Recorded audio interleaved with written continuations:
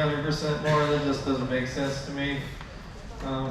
But I just hope that you guys come to a fair conclusion and consider everybody. I'm not like, I didn't go to college or anything, I'm low income, but this is giving me an opportunity to enjoy life out here in Newport Beach that is very valuable to me, and it's been part of my family since the 70s, you know, so I just like you to take people like me into consideration. Thank you. Thank you. Good evening. My father had the wisdom to become a permittee when I was younger so I could enjoy boating growing up. I've got kids too. And normally I don't go to these meetings, but this popped up, cause for alarm, big rate increase, absurd rate increase. There must be a reason why, so I decided to go to this meeting. And basically, on behalf of my family, I'm making the executive decision on whether or not I want to stay involved with the Newport Beach community.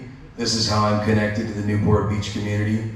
And the way I'm looking at it, I find it a little bit insulting that a proposal like this could be put forward.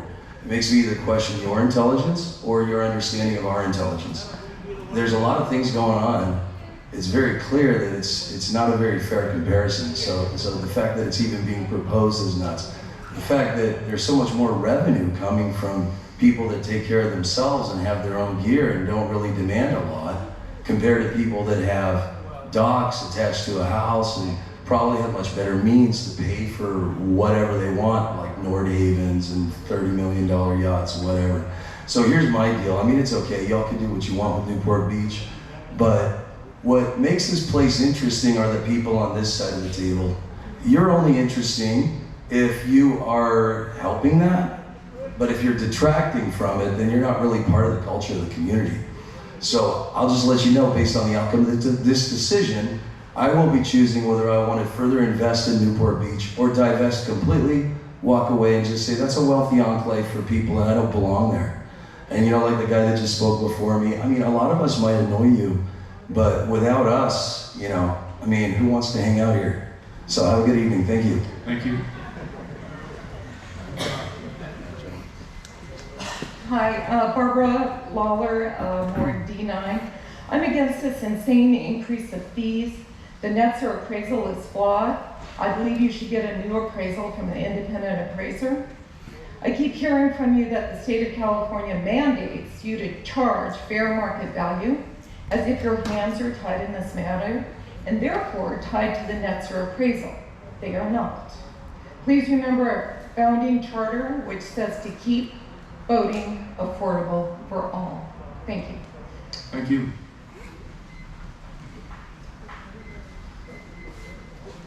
Good evening, I'm Elijah Spire, 9-year lifeguard here, seasonal, and just wanted to stress I bought my boat when I was 18 living here, and I've had it now I'm 26, and since started a business on it. I started out as a sub-permittee, which I could afford off of my summer salary, and I can just see, I just want to be fair in that, you know, speaking for the 18-year-old that bought their boat, I wouldn't have had that dream of, you know, having a charter business here, and now I do, and just want to keep that alive, so. Thank you. Hi, I'm Mr. Nobody. I bought my boat or got my permit in 1993. I was told that it is not rented. I'm just paying taxes on it. Now I'm hearing that it's a rental. I've gotten a tax increase in 2016 or whenever it was. Boats are getting ripped off on the docks and stuff. I was wondering why there isn't any cameras and lighting put up on there. What improvements have you given us since that tax increase? And how do you represent yourselves on saying you're going to increase the boats when we supply our own power, our water, our trash disposal, our pump out?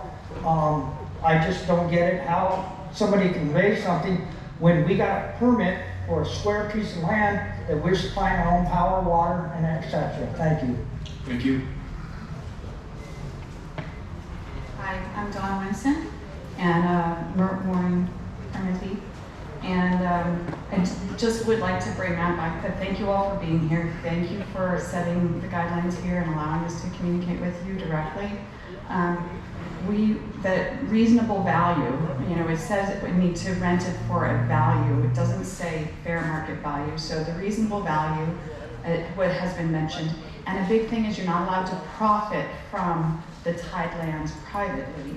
And so as a mooring holder, I buy my mooring ball and I maintain that. I have to pay every 2 years, minimum of $1,200 to maintain that. If the city has to pay for that themselves, that's, I guess it's close to 800 moorings that the city will have to pay for if we can't afford to pay our rent and our mooring ball. So there, I know you have to pay for things and stuff like that, so that's important. But the comparison of the slips, that what are the rates, I know I'm trying to figure out if those are the rates that the city is charging the slip owners that actually have the docks on the sides, because those guys are able to rent their slips to people. So they have the most ridiculously low rates compared to mooring owners for the same linear foot, square foot, whatever, and they get to charge people, if I'm paying whatever, $700, which is high apparently, they can charge $6,000, as they mentioned, a month. That is profiting from the public tidelands. Just take a percentage of what they're getting, and you'll cover a lot of money. Our little moorings are relative to other mooring fields, and as everybody has said. So just really, I would appreciate the rate decrease to be appropriate based on the valuation that the state has done, the fact that we do provide a valuable service to the community by being out there, being the eyes and the ears. We help with the sea lions even, and you know, the life around the city. We can respond to emergencies much quicker. Many of the people here have responded when the helicopter, different things have happened. We're there and we're helping. So I just would like you to consider that exception when you're talking about the valuation. You have a lot of leeway here. And I don't know all the things and all the politics and all the things that are going on. I know Dana Point's been able to redo everything and become a gentrified, whatever you call that. So they have a lot of, nobody can afford it. They're ripping down everything and starting again. I don't know if that's what you want to do here, but I would like you just to consider that we want to stay here. We'd like you to be fair with us, and we appreciate your time. Thank you.